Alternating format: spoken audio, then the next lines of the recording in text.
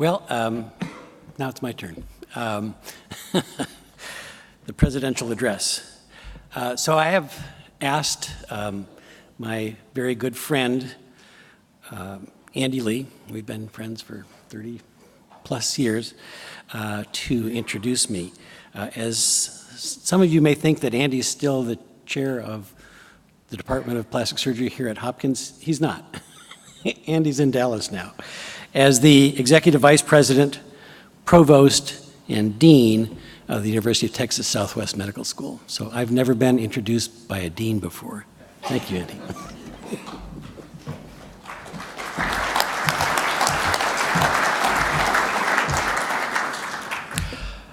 Thank you. It's my honor and privilege to introduce the President of the American Association of Plastic Surgeons. Our president was born in Evanston, Illinois, to parents Blair and Jerry Vedder, pictured here with younger sister Nancy. His sharp focus was already evident in kindergarten, and the comfort in his own skin was exhibited wearing the Beatles wig in grade school. Sailing at a young age with family has helped to shape his lifelong hobby, and he was said to have been an excellent foredeck crew. This photograph of Nick as a freshman at Stanford recorded his first exposure to the Yosemite and to Susan Hegbert. According to Nick, he was in awe of and forever bound to both. Nick and Sue went to medical school together at Case Western Reserve.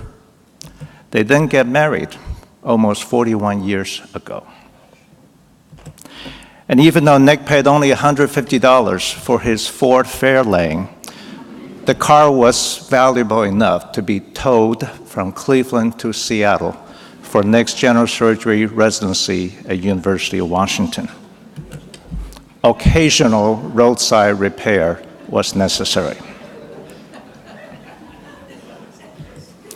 Surgical internship was rigorous, and this was how Nick spent his off-call nights.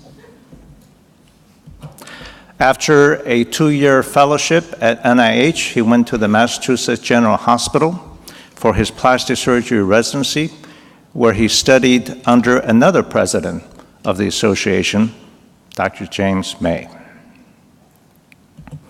He then returned to University of Washington as his first hand surgery fellow, and he has been a full-time faculty member there ever since. By then, the family was complete with daughter Katie and son Nicholas.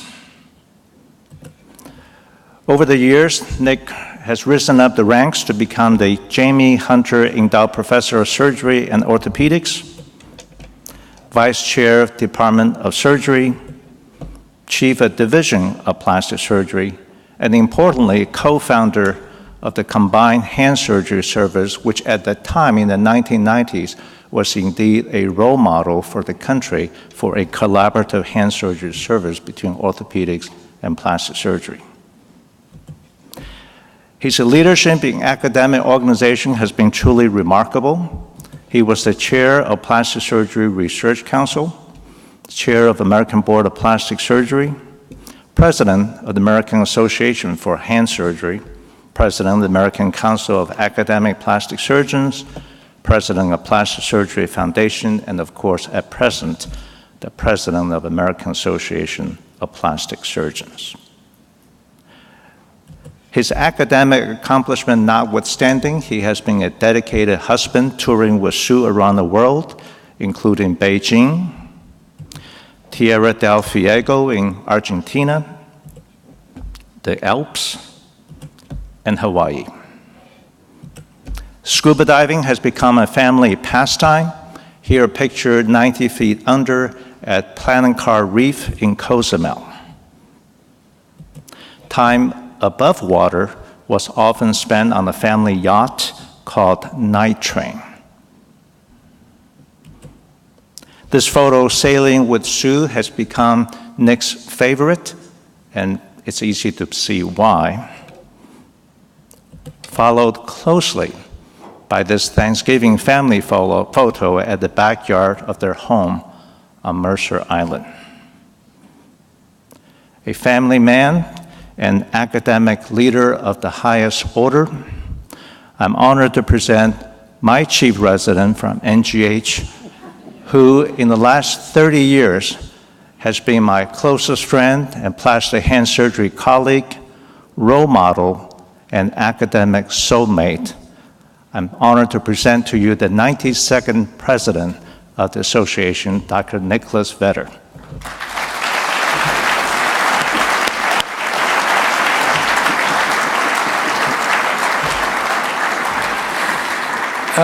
Thank you, Andy. Thank you, Andy.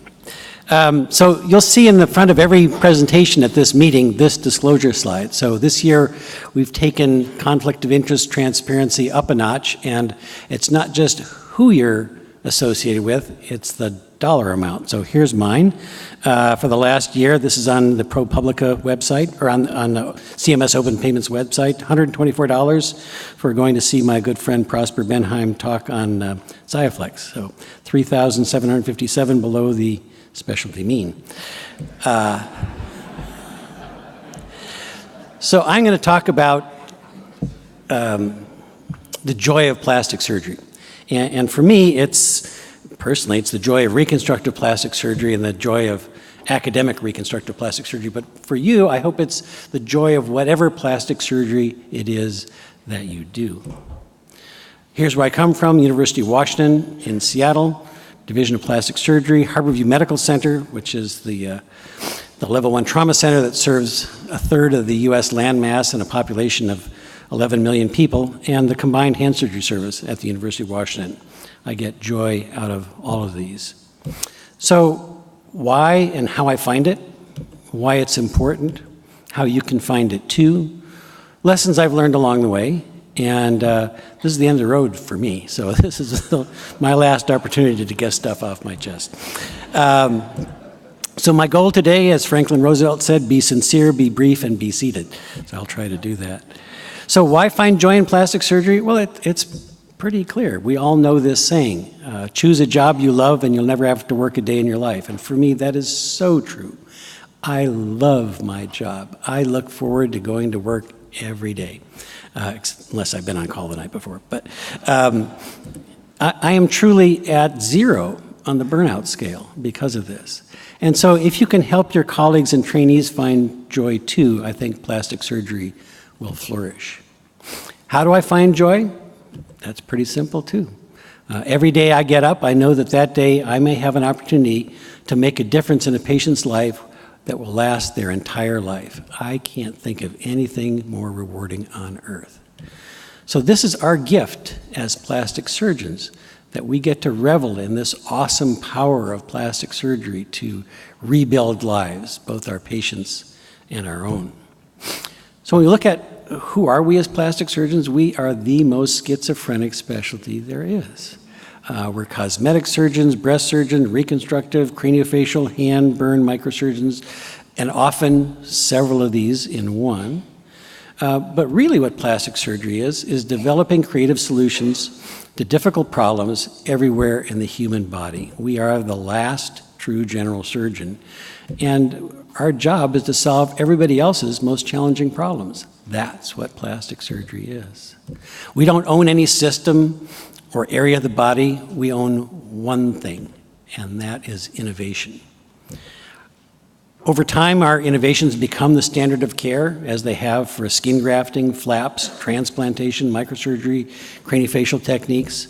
Other specialties will incorporate them, our innovations, but they're not really ours. It's not competition, it's just evolution.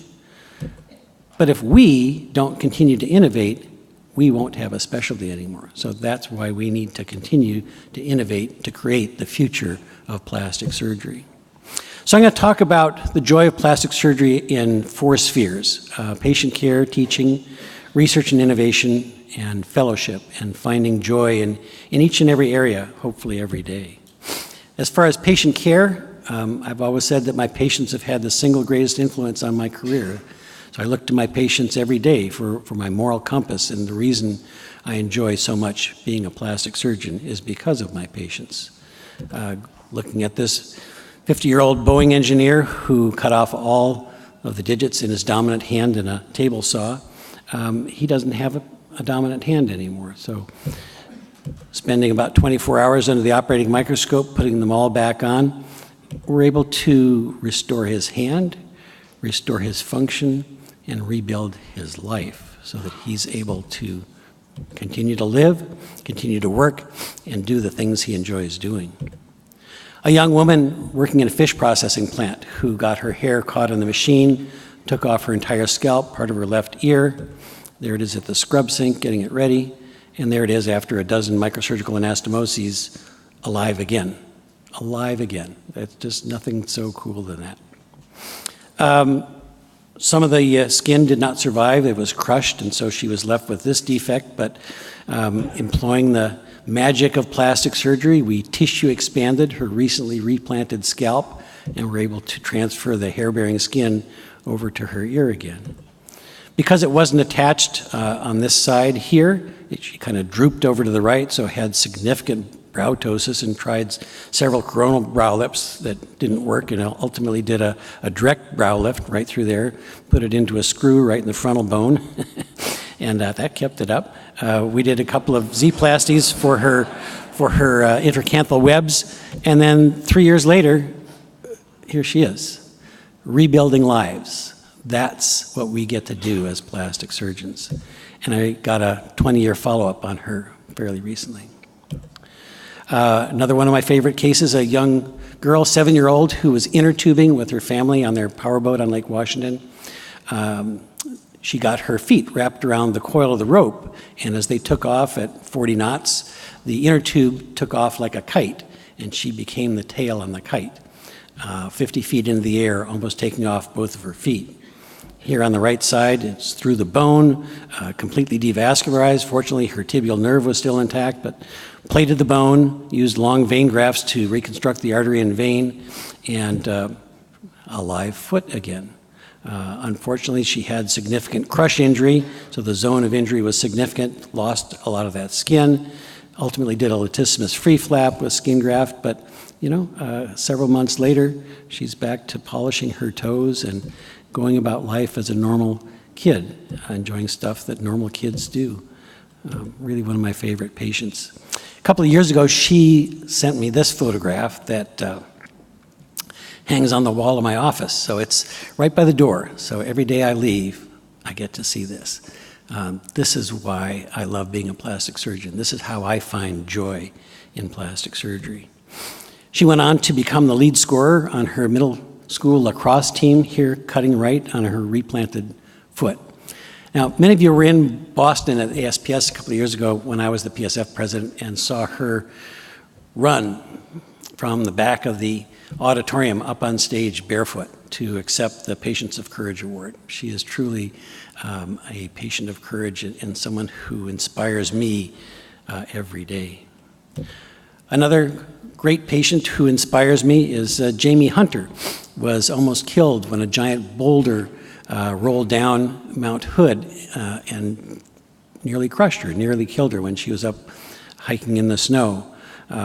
She was brought into the local hospital. They actually had to put her on cardiopulmonary bypass as they were controlling the bleeding. She was in the ICU for almost 2 months, and then I got to spend a couple of months rebuilding her body, rebuilding her life, and now I'm the Jamie Hunter Endowed Chair in plastic surgery. But it doesn't need to be cases like this. I mean, even simple cases can change lives too. A 3-minute carpal tunnel release can return a Boeing engineer, or in my case, a hand surgeon, to his or her career. 45-minute thumb CMC arthroplasty, returning activities to daily living, knitting, woodworking. It's cool stuff. So my typical OR day, we have a brief at 0700, getting our 2 rooms ready, 14 cases planned, a combination of complex and simple cases. And here I am going through the list. We have our anesthesia team, nursing team, residents, fellows, everybody planning the day 14 opportunities to make a difference in a patient's life. That's pretty cool. And what's really fun is if you get to do it with a resident who can then break the speed record doing a endoscopic carpal tunnel in 3 minutes, that's really cool. So think about that, changing someone's life in 3 minutes. It happened to me. I had one of my chief residents do my carpal tunnel, and it totally changed my life. My hands don't go numb when I operate anymore. So it is amazing. So find joy in every case you do. Another area of joy for me is the collaboration that we have with the University of Washington in hand surgery, as Andy was talking about, between orthopedics and plastic surgery. On the left is my partner, orthopedic partner of 29 years, Doug Hannell. He's the program director of the orthopedics residency. On my right is my plastic surgery partner, Jeff Friedrich, program director of our plastic surgery residency. This is my UW hand surgery family, and it is so rewarding to me every day. So it's a 30-year-old dean's level agreement, orthopedic or plastic training, hand fellowship, CAQ certified with a primary focus in hand. We have 4 ortho, 4 plastic attendings, cross-departmental appointments. We operate as one. So it really is a unique orthopedic plastic surgery collaboration that is, I think, a model, and it's based on one thing, and that's mutual respect, and we have it in spades. And what you get in the end is excellence in clinical care, education, research. We now have over 90 hand fellow graduates, and as Andy said, I'll always be the first one. So our fellows last year made this for us, the UW Hand Superheroes. So I'm Batman there, holding the anchor. But this is a lot of fun. So find joy in collaboration. I certainly do every day. I also get a lot of joy out of our program at the University of Washington, a program that Lauren Engrave founded in 1977. There's Lauren in 1977. He, over the next 12 years, hired 4 faculty, including Bill Trier was one of them. But when I came back from Boston in 1989, they had all either retired, Bill had retired, 2 had left, and 1 had died. So he was back to 1 plastic surgeon in 1989. That year, Joe hired 3 people. Joe Gruss, Richard Rand, and myself, and that was the reboot that took us forward to where we are today. 15 full-time faculty with just outstanding people. Peter Nelligan leading the UW Medical Center section, Rich leading the craniofacial section, and it's just fabulous. We're in the process of hiring 4 more, 3 of whom, if we're successful, are women. And so if we are successful, we will have 1/3 of our faculty as women. Now, it's not quite as good as we have in terms of our residency, but it's getting there, and I'm very proud of that. So teaching is certainly an area where I find joy every day. Our 24 integrated plastic surgery residents, half men, half women, all amazing people, just amazing people. So I learn as much from them as they do from me. Our 4 hand fellows, and these are the people I get to spend every day with. So our residents and fellows are truly the future of our specialty. They are our adult children, they're also our colleagues, and they're our friends. But most importantly, they're going to be taking care of us someday, and some of mine already are. Nothing more rewarding than spending a day in the OR with residents and fellows, watching them transform into competent, confident, independent plastic surgeons who I'm going to be proud of for the rest of my life. We get to share the joy with them when they succeed, as they did when they won the Residence Bowl at ASPS a couple of years ago. And if we finish early in the OR, I take them out to lunch at our local Sichuan restaurant, and we have fun. Here at the AAPS, Joe Gruss, me taking a young Jeff Friedrich out to dinner when he was still a resident, along with his co-resident Casey Eisen. If one of my patients gives me front row tickets to the Mariners game, I'll often take a resident with me, so we have fun with them. Every July or August, we get 4 new additions to our family. Think of that, 4 in 1 year. And for me, it's an opportunity to take them boating, my passion. So all of our residents learn how to sail by the time they're done. We have that 52-foot sailboat on salt water on Puget Sound, so here's a couple of them here, 2 future academic hand surgeons. Brinkley up front is going to Vanderbilt, and Aaron in the back is hopefully joining our faculty. And it's just great fun. So we're out on the water whenever we can be.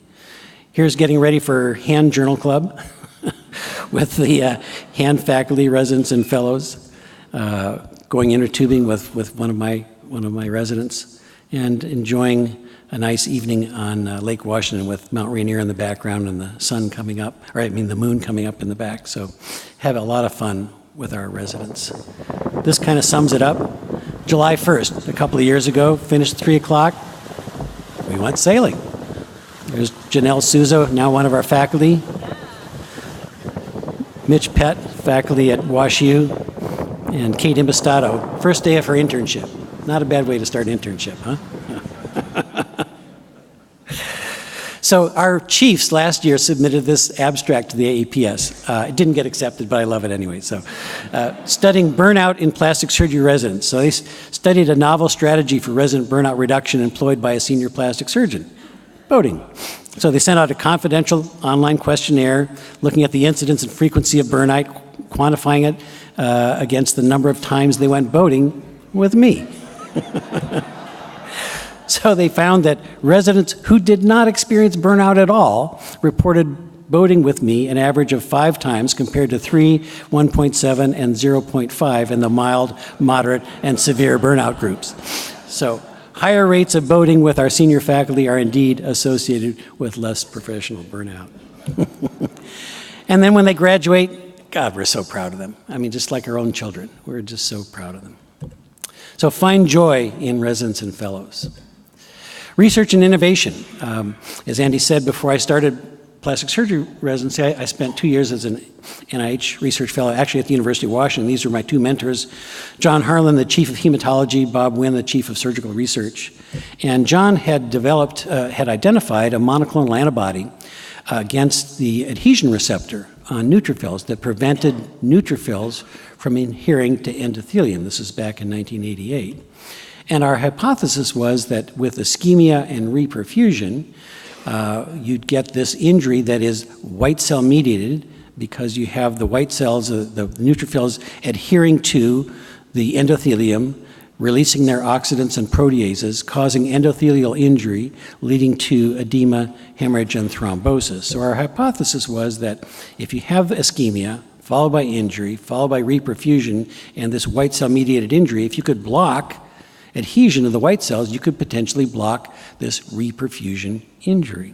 And so we tried it in a rabbit ear model, and there's a control rabbit ear model. You can tell significant reperfusion injury, and here's the treated ear, completely prevented.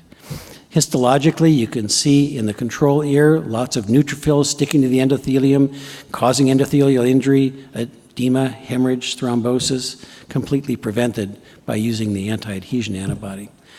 Significant reduction in ear edema, and this led to my first PNAS publication, now with 245 citations. So we thought we were onto something. We tried it in a rabbit flap model and showed significant improvement in random flap survival, and then in a whole organism ischemia reperfusion scenario, such as with hemorrhagic shock. So this is a rabbit hemorrhagic shock model with significantly improved survival with the antibody treatment. This again led to a rapid publication in JCI that now has 511 citations. We did a non-lethal preclinical study in primates and found a significant reduction in fluid volume required to resuscitate them with antibody treatment. So was this the magic bullet for reperfusion injury? We thought it might be. So we worked with a local biotech company, ICOS, who had developed a pharmaceutical version of this monoclonal antibody and used it in trauma-induced hemorrhagic shock. Now, before doing this, we had, through epidemiologic studies that actually my wife participated in, found that the blood pressure, systolic blood pressure less than 90 in the face of hemorrhagic shock predicted a 50% mortality. So we thought this was a prime target population for this study. And we actually were the first study to get waiver of informed consent for a clinical trial, both by our University of Washington and the FDA, with the hope of saving dying patients. This is what we were looking at, the massive transfusion patient who have this massively high mortality. And in the newspaper, they were pumping it up. New trauma drug is saving lives. There I am in front of Harborview. The results, though, were disappointing. First of all, we had predicted a mortality of 50%. Well, in the control group, the placebo group, it was only 10%. Well, it was less in the treatment groups, but with only 10% mortality, there was obviously no statistical difference. So it was safe, but no treatment effect on crystalloid, ICU stay, ventilator days, mortalities, a slight suggestion of benefit on pulmonary and cardiac failure. But 15 years, we had gone from cell and molecular biology of adhesion to animal models, phase 1 trials, multi-centered phase 2 trial with waiver of informed consent, and we got to the end of it. It says, we've won. Yeah. So, new trauma drug, not saving lives. Why? What happened? Well, there were perverse incentives, I think, that played a role. We did have this waiver of informed consent to be able to enroll dying patients with a 50% mortality, but centers were paid $12,000 for every patient they enrolled. And they only had to get one blood pressure reading of 90 to enroll a patient. So guess what? They were having patients sitting up in bed, signing their own consents, and that's why we had a 10% mortality. There were other anti-adhesion trials in MI, stroke, MS, were all negative, so there are no magic bullets. And if you mention reperfusion injury to anyone in the pharmaceutical industry, they will say you're nuts. We'd probably cost them $25 to $50 million in losses. So lessons? Well, I think still without a demonstrated clinical application, medical research isn't worth much. But beware of perverse incentives. The wrong inclusion and exclusion criteria will kill your trial, and this isn't the only one it's happened in.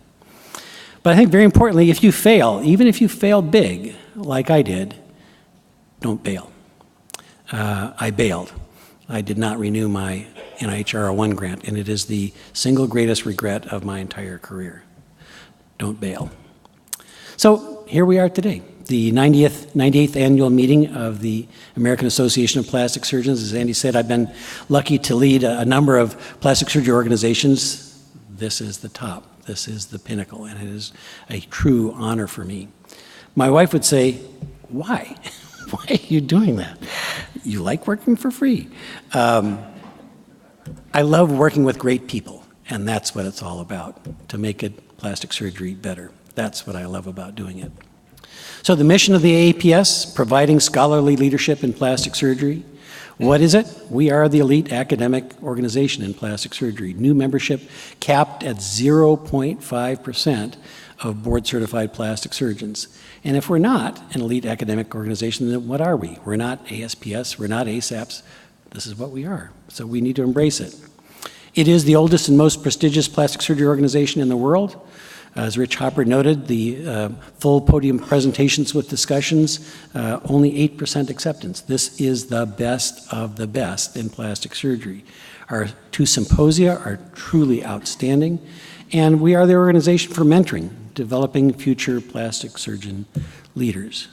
These are our stated values: integrity, scholarship, leadership, stewardship, and fellowship. And I'm going to close on fellowship, because I think that's one of the areas that truly brings me joy. Here's AAPS last year, me with current and past residents, faculty, our founder, Lauren Engrove. This is great fellowship. Henry Kamoto with Joe Gruss at the AAPS, that's fellowship. Me with Andy Lee and Joe Cerletti, that's fellowship. Andy and me with past President Susan McKinnon. If you want to know what I look like wearing Susan McKinnon's glasses, signing the check, there you go. And it's not just at the APS, it's around the world. So this is Andy and me with our wives in Shanghai at a meeting, with Andy and his wife and my wife in Hawaii at a meeting, and even in the jungles of Puerto Rico. This is the joy of fellowship that I really relish. So we are a lot about networking. So being around other plastic surgery leaders, it opens opportunities. We all know that because we've all experienced that. And so for us, mentorship, introducing the next generation to plastic surgery leaders is one of the best parts about being at this meeting with our younger colleagues. So this is the kind of thing it leads to. So you get elected to the American Board of Plastic Surgery. That's me when I was chair, with incoming chair Don Lalonde, vice chair and oral exam, Chair Mike Bentz, Barry Noon, our executive director, again, 2 past presidents of the AAPS. This is the kind of thing that AAPS networking can lead to. With my mentor, Jim May, also a past chair of the board and past AAPS president. And Joe Losi had this photo taken in Phoenix last year, the 5 past oral exam chairs, Bentz, Losi, Kuzan, Song, and Vedder. So this is the kind of fellowship that I really relish in plastic surgery. With Mary and Jim at AAPS in 2017 in Pisa. So it also leads to opportunities for outside camaraderie and joy with other plastic surgeon leaders around the world. And a perfect example of that is the American Alpine Workshop in Plastic Surgery that we just put on a couple of months ago. Myself, Betsy Hall-Findlay, and Phil Blondeel were the co-chairs, and we put it on in Zermatt, Switzerland.